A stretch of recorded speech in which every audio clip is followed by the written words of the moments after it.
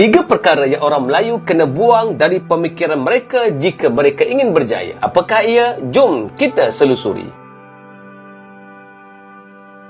Sokongan anda dengan link yang tertera ini menyebabkan kami mampu meneruskan perubahan. Sharelah video ini demi Islam dan join saya di Telegram Ustaz.id. Terima kasih. Selagi tiga perkara ini melekat pada orang Melayu, selagi itulah mereka akan terus mundur ke belakang. Apakah ia? Pertama, hentikan suka memburuk dan menghina bangsa sendiri. Hentikan bercakap perkara negatif tentang Melayu. Perbuatan itu secara tidak langsung kita meletakkan racun ke dalam pemikiran kita sendiri. Lama-kelamaan ia membentuk pemikiran negatif terhadap kekuatan bangsa kita. Sebab itu tidak pelik hari ini ada orang Melayu yang suka menghina bangsanya sendiri. Perbuatan itu sudah lama terbiasa dilakukan sejak turun-temurun. Oleh itu hentikanlah jika ingin melihat bangsa kita berjaya. Memang tidak dinafikan ada segelintir orang Melayu yang teruk, tetapi ramai lagi yang hebat dan kuat. Kenapa melihat yang lemah dan tidak bangga dengan mereka yang hebat dan kuat? Tugas kita hari ini menukar cerita dari bangsa Melayu itu lemah kepada kita adalah bangsa yang kuat, yang hampir dengan Islam. Kedua, hentikan suka membuat perbandingan dengan bangsa lain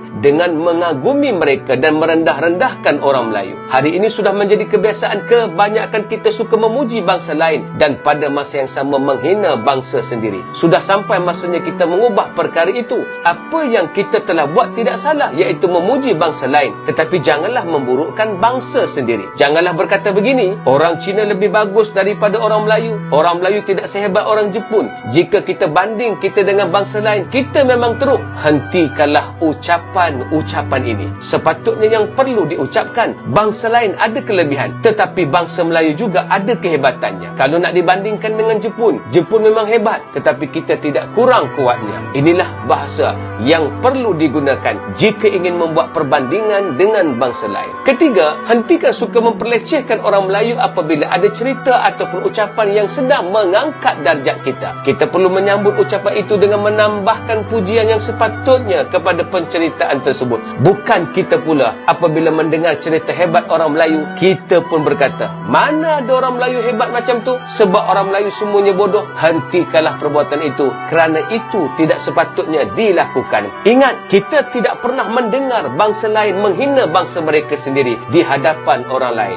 Jangan sampai kita meneruskan perbuatan tersebut. Di sini bukanlah kita ingin menafikan kelemahan kita.